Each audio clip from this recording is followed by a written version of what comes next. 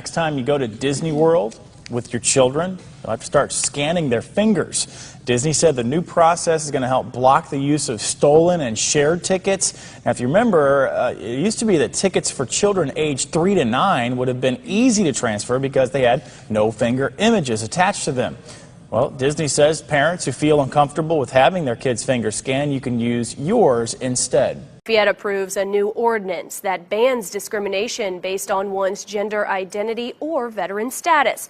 Council members voted with no hesitation in a unanimous vote tonight to ensure transgendered people are protected. News 18's Alexis Moberger joins us now and reports not everyone in attendance was on board with tonight's decision. Alexis? Brittany, all council members voted tonight in support of passing a policy that protects a variety of people, including transgendered people. The meeting started off with Lafayette's mayor backing this ordinance to make the city a more progressive and inclusive place. But others at tonight's meeting felt the ordinance did just the opposite. Public restrooms are an everyday challenge for Sky Brown. Always trying to gauge if I'm being perceived as male or female in any given setting. Brown identifies as they, their, or them, and is one of many transgendered people working towards a safer future. Brown is fearful how people will judge when walking into a public restroom. Because of my experiences with violence, a lot of times if I'm worried about there being too many people in a restroom, I just won't use restrooms, period, in public. But now, Lafayette is making it illegal to discriminate anyone based on their gender identity. For a second time, the City Council voted unanimously to amend an ordinance that already addresses race, sex, religion, sexual orientation, and more. And for Brown, this new ordinance is a step in the right direction. Very appreciative that the vote was made this way because I think it does set a precedent for future policy, procedural, and cultural changes. I'm a little disappointed about it because we start making decisions like this, it's going to get worse. Many against the amendment have concerns centered around restroom use and the safety of children. Mark Dutton and others spoke out about those concerns. I can't control everything. I just got to do my part, and that's what I tried to do tonight. The city of West Lafayette may fine pet owners if their animal ends up at a local shelter. News 18's Kiara Lake reports on the importance of the fines, but also how to avoid them. The city of West Lafayette approved an ordinance last night to protect lost and neglected animals by getting them microchipped. In return, this keeps residents in the area safe. The Almost Home Humane Society sees about 150 pets from West Lafayette a year. Executive Director Stacy Rogers highly recommends getting them microchipped.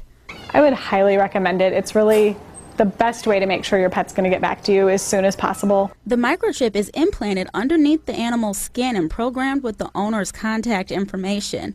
This will be done to all impounded animals thanks to an ordinance passed Tuesday by the City Council. You know, it's just a quick injection, just like getting a vaccine for your pet, and it's going to be there for the rest of their life. If an animal is impounded, the ordinance states that the owner has 4 days to pay a fine of $10 for the first offense, $20 for each offense in that same year. The owner will also be responsible for boarding and microchip implant fees. Mayor John Dennis was behind the ordinance. His dog was microchipped and he has seen no negative side effects. And we had the chip put in her and it has changed her in no way. She's still a great, big, friendly, loving dog. There are a lot of things that can happen to animals if treated irresponsibly. Being a pet owner requires some degree of responsibility. And one of those responsibilities is properly chipping and identifying your dog. In 2012, quadriplegic Jan Schuerman fed herself for the first time using a robotic hand controlled by her thoughts. A sensor was wired into her brain which read her neural activity. Now researchers are working towards making those types of sensors wireless and tiny, smaller than a grain of sand. Hardly visible to the naked eye, this is what so-called neural dust looks like under a microscope. In rat experiments, researchers have proven that these tiny implantable machines can record neural activity in real time. There's a lot of excitement about the possibilities of being able to use neural signals, whether from the peripheral system or the central nervous system, to, control and actuate some motor prosthetic. And, that might be a limb prosthetic, it might be an exoskeleton, it might be something more advanced, like a speech generator. That's still a long way off. But this new research is a big step towards making it a reality. In the near term, these tiny sensors may change the way we monitor our health. You can almost think of it as the sort of internal deep tissue Fitbit type of thing, right? Where you would be just collecting a lot of data that today we think of as very hard to access. Current medical technologies employ a range of wired electrodes attached to different parts of the body to monitor and treat diseases ranging from heart arrhythmia to epilepsy. The idea here is to make those types of technologies wireless. The researchers are working on enabling their neural dust to transmit data into the body as well. This would transform these sensors into potential tools to treat neurological disorders. The next step is to make neural dust even smaller. So far, scientists have been able to use their sensors on the peripheral nervous system. To work in the brain, they need to be about 50 microns in size, the width of a single human hair. Oh, you never want to see scenes like this playing out. This was actually heavy rain that rocked parts of Austria on Sunday. Mudslides in the village called Fritz am See. Now, the mudslides damaged dozens of homes. As you saw, just covered entire sections of the town. The mayor described the situation saying that literally half the city is under mud. That is not good. And look at how much weight that mud is carrying. Now, luckily, officials have not reported any deaths from these mudslides, but oh my goodness, we feel for these people. What a mess. What do you think about this? There's a lot of debate going on over this photo and whether it may have been photoshopped. You be the judge as you check out this photo. It's definitely cool. It looks like a giant eye high up in the clouds. An anonymous photographer, supposedly snapped this in Astana, which is the capital of Kazakhstan, and it's gone viral. As you can imagine, the comments are just pouring in. One person says it looks like the, quote, eye of God. Someone else got the feeling that Big Brother is watching. And one commenter brought the conversation back to earth, saying, although it is a little scary looking, it's probably just an illusion made of water vapor and light. I don't know about you, but I'm waiting for it to wink. Flash flooding rocked Greece on Wednesday, causing 4 deaths, with 1 person still missing. As you can see, the damage is very extensive. 7 communities in the southern Peloponnese region were cut off by flooding. And you're seeing the images just as we are. I mean, cars piled on top of each other due to the flash floods. The water inundated hundreds upon hundreds of homes and businesses in the area. And rescue crews said they received more than 1,000 distress calls and had to rescue more than 70 people. The mayor of one community, Kalamata, said he had never seen anything like it.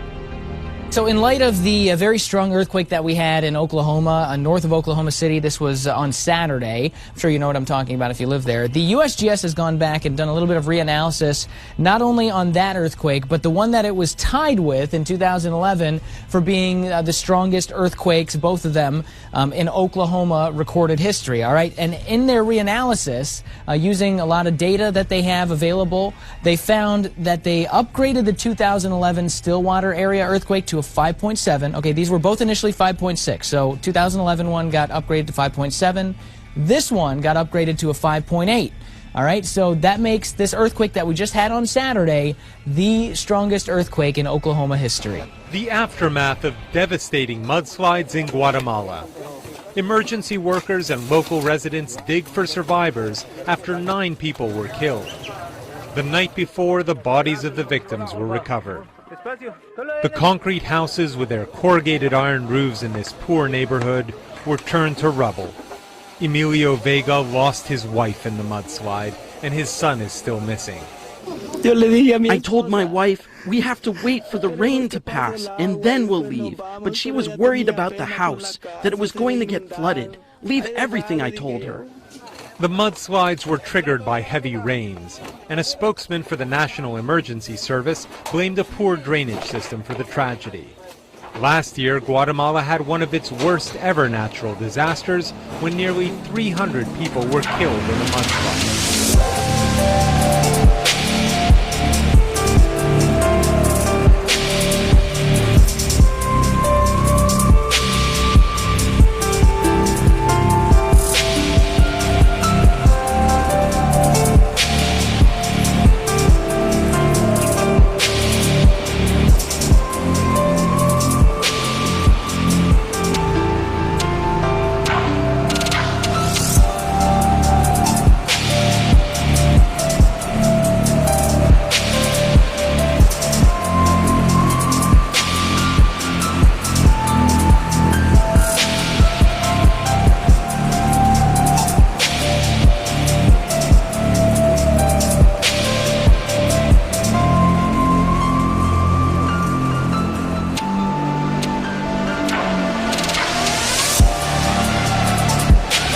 Maybe you've tried to figure out this mystery yourself. For decades, thrill seekers have been trekking deep into the Michigan woods at night to see this. This is called the mysterious Paulding light. So this is a shot of it during the daytime. You obviously saw the shot at night. And these guys are some enterprising engineering students that went out a few years ago to investigate what those bright white lights were. Because as you saw, they get bigger, they get smaller, and then they actually just fade away back into the night once again. So people were wondering, is this paranormal? Is it swamp gas?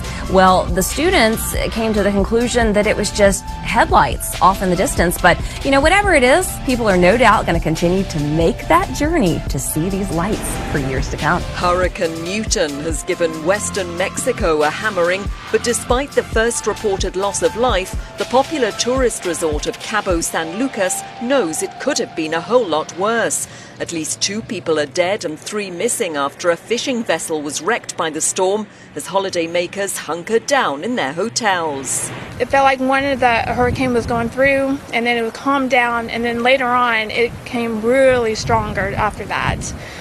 We were hearing a lot of boats were going and the sounds of the boats were pushing around. And in fact, this morning we saw one of the boats turned over in the water from that.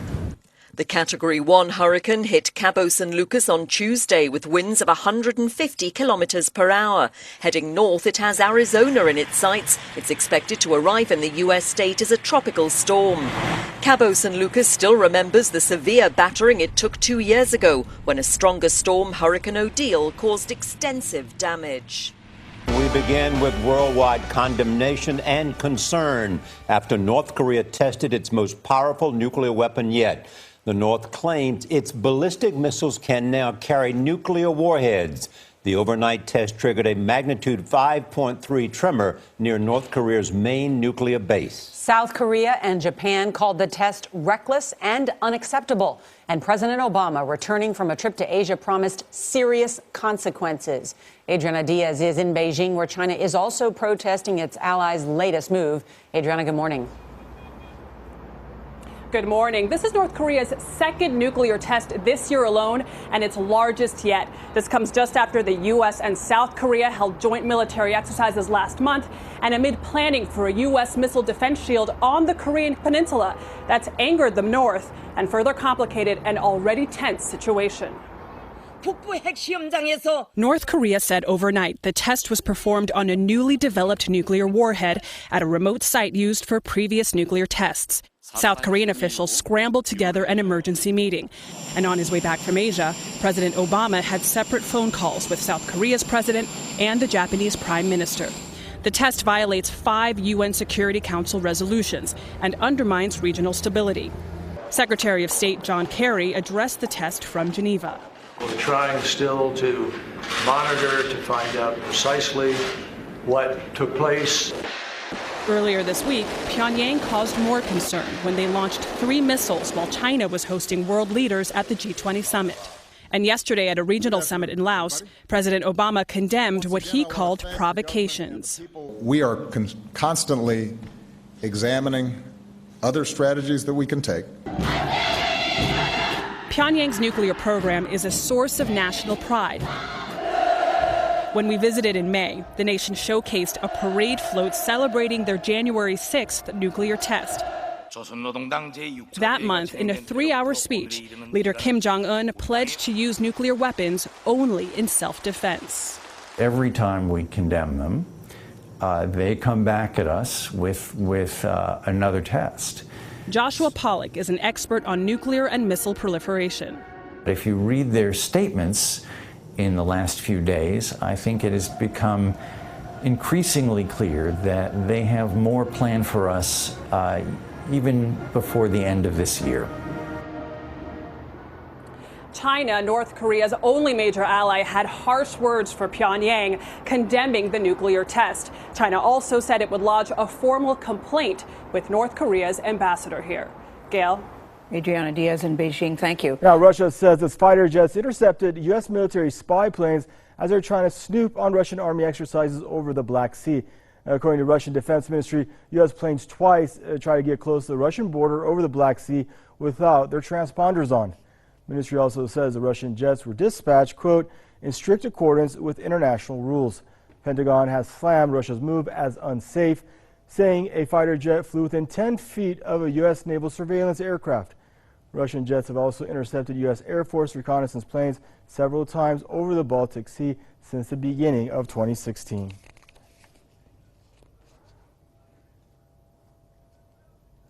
And now joining us out of Orlando, Florida for more on the story is Mr. Scott Rickard, a former American intelligence linguist.